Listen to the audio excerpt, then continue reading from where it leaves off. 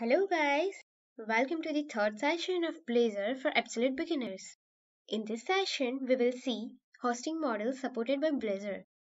Using Blazor, we can create client-side as well as server-side UI. We will see both of them one by one and understand which you should use. Now let's start with the client-side first. In the client-side hosting model, Blazor is running client-side in the browser on WebAssembly. It will download all dependencies and the .NET runtime in the browser. Blazor app will be directly executed on the browser UI thread. UI updates and event handling occurs within the same process. Static files and contents that added in the server can accessible via Blazor. Client-side hosting does not require .NET server-side dependencies. Blazor app will start functioning after downloaded to the browser. It does not require a web server to host the app. We can also use serverless deployment.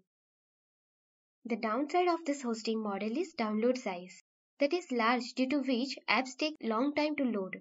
However, as we previously talked, it supports client-side caching, so it takes time on the first request only.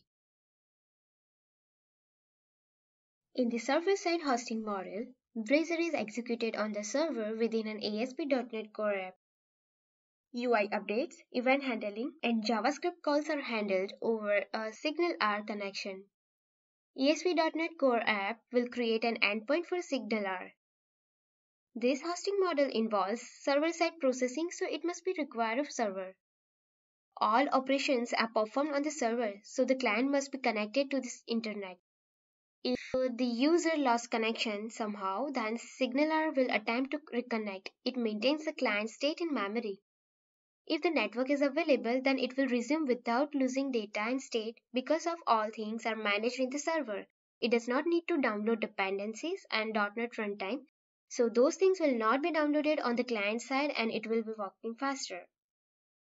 Now you just need to ask several questions to yourself for choosing a hosting model for Blazor, such as whether it requires offline access or not, whether it requires a server or not, whether larger download size will generate an issue or not.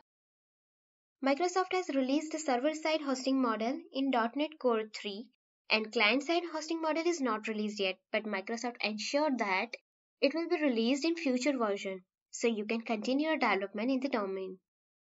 In the next session, we will create our first app with a client-side hosting model. Thanks for watching this video. Have a nice day.